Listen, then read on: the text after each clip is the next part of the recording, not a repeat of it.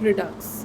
So today we will go to learn what Redux is. Redux is a third-party library for the state management in React.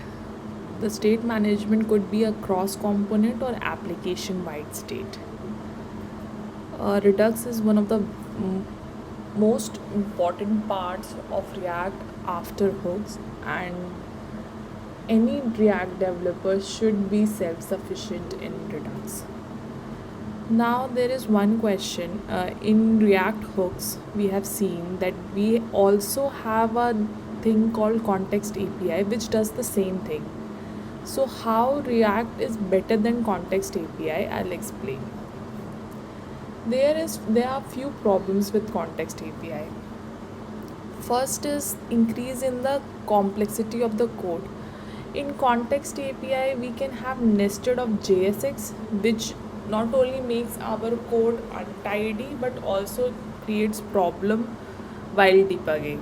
Second is the performance issue. As I have already mentioned, context API should not be used for the high frequency change in the state. So how we will going to save this problem by using Redux. How Redux actually work? So there is all, all the states which needs to be managed should be kept in a central data store, and there should be only one and only one central data store. Then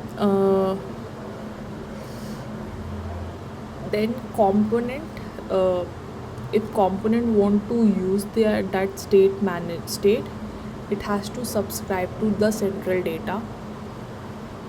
One thing is very important: component cannot directly manipulate the central data store.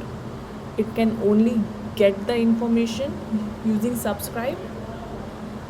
To manipulate the central data store, component has to dispatch an action which will forward to reducer function, and reducer function has the power to manipulate the central data store. So basically component subscribe the data from the central data store. It dispatch an action to the reducer function, which in turn manipulate the central data store. Now the question must be there, like we can be handling multiple state in central data store, and this will and suppose component is changing only one state. So in a sense, all the states will be affected re-render. That won't be case in Redux. Only that certain part of the state will be worked. Other state will not be rendered or re-rendered.